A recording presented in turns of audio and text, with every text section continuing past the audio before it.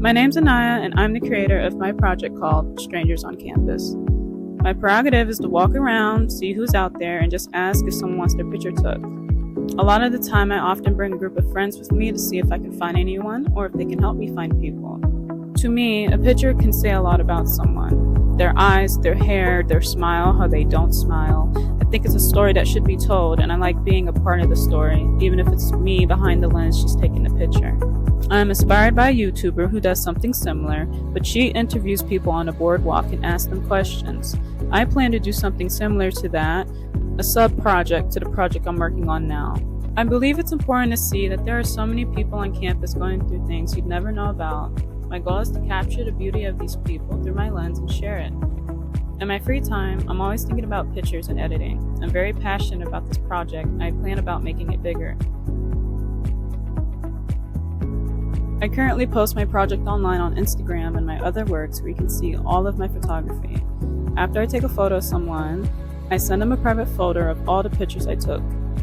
I'd say that I'm a big people person and I'm really curious about people, so this is a good way for me to open up to others and for them to open back to me in return. I really like taking pictures of any type of person. There's so many unique people on campus, and it's just about capturing all of those people and their stories.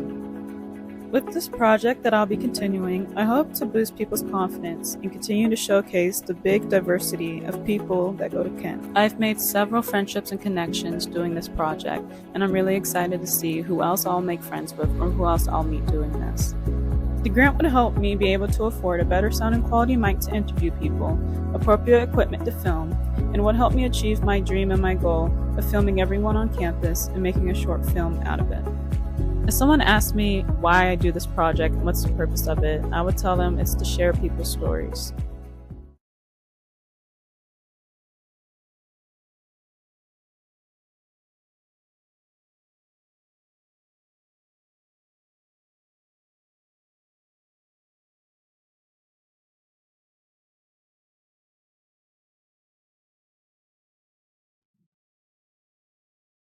Hi, my name is Max Laudenslager.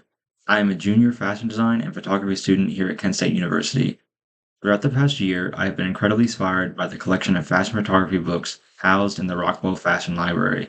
I've used that inspiration to create a series of black and white photographs exploring the manipulation of light, the shape of the human form, the texture of the fabric, and how all three interact to create a visually pleasing composition. These are examples of the photography that I've created in the past 12 months.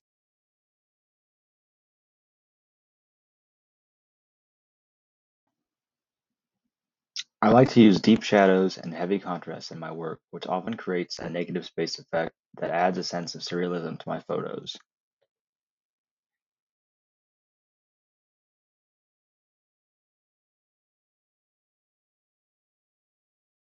I hope to use the rest of the semester to explore and strengthen the concepts shown here and create even better work.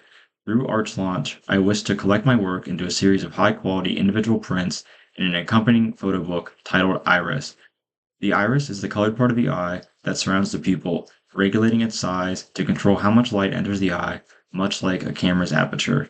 Through the creation of Iris, I will show, in a physical format, how my camera, and therefore my eyes, see the world and those around me.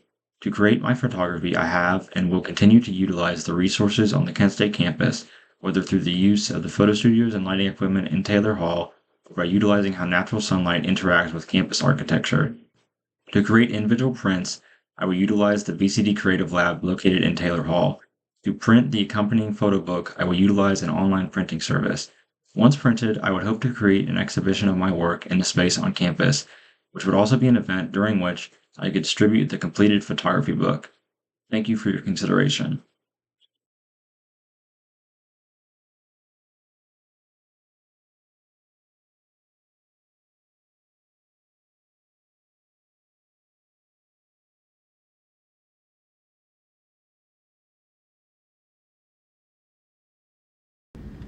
Hi, my name is Nicole Malcolm, and I am a print media and photography graduate student here at Kent State, and I also use a lot of hand paper making in my practice.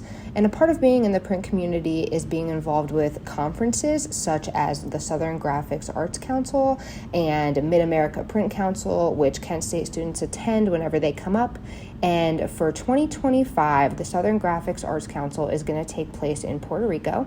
And for these conferences, they often have call for participation, such as panels and demos. And there is a panel project that I am taking place in with an artist by the name of Maricelis Pagan Gomez, where artists in 2 locations, her in Puerto Rico and me in Ohio, will work on a collaborative hand paper making and printmaking project.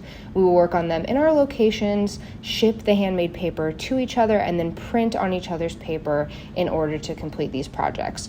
We have a lot of lovely overlaps in our work, such as focusing on our locations, such as our hometowns, saved objects, artifacts, and some handwritten components. And we plan to conduct this project by being in our environments, writing about them, shipping each other handwriting, diary entries, photos of objects, and relating in the connection that we have to our towns. And in order to complete this project, we will need fibers for paper making, pigments to create them to be the desired colors, screen print inks, intaglio inks, printmaking supplies, and chipboard in order to make these box portfolio-like structures that will hold these writings, handmade papers, and prints. And then they will be shipped to Puerto Rico to be displayed at the conference in April 2025.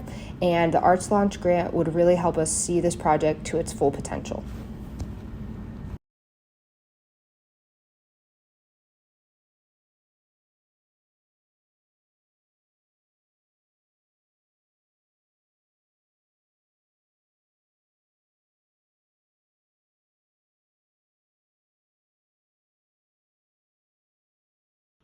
Hey guys, I'm here today to talk a little bit about our venture and how it's going to be beneficial to the arts, and ours is going to be the production and sale of oboe reeds.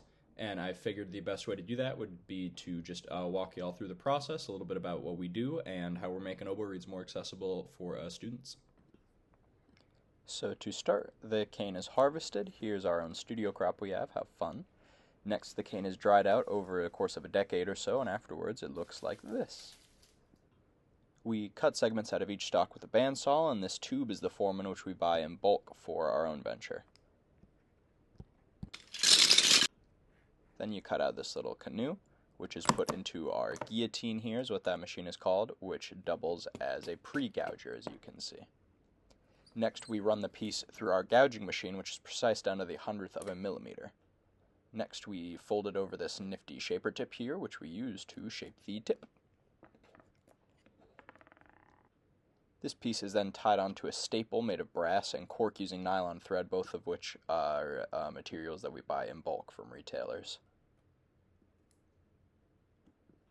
The final step is to carve the anatomy of the reed into it with a specialized reed knife, and then this is where the process really becomes an art.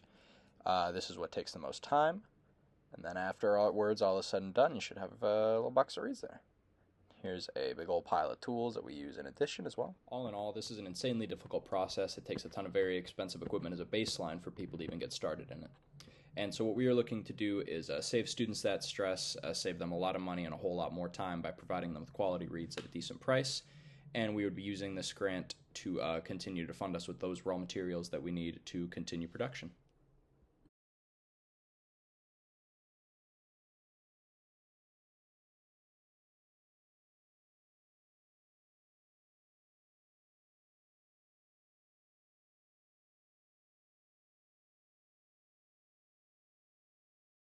Hi, I'm Van. I'm a sophomore fashion design student at Kent State.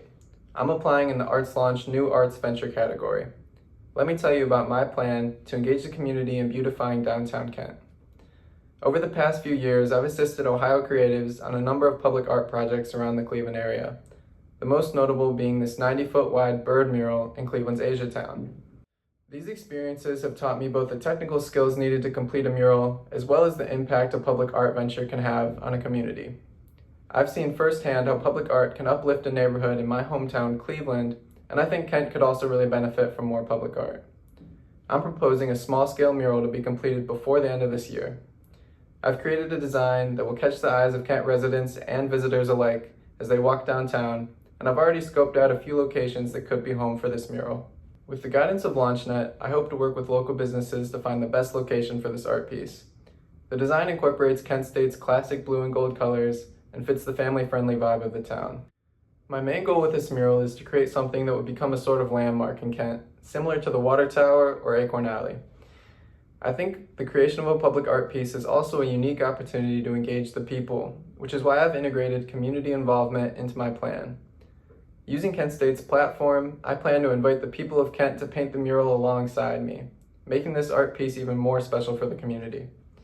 I've specially designed the mural using discrete shapes so that even people with no experience can participate, almost like a wall-sized paint by number. I'll create an outline for the mural using a projector, then members of the community can leave their own mark on the mural. The creation of the mural will be special for the community, but the mural itself will also serve as a permanent reminder of what we can achieve when we come together. With this grant and mentorship, I think we can create a memorable piece of public art to live in Kent forever, and at the same time involve everyday people in Kent's historic art scene.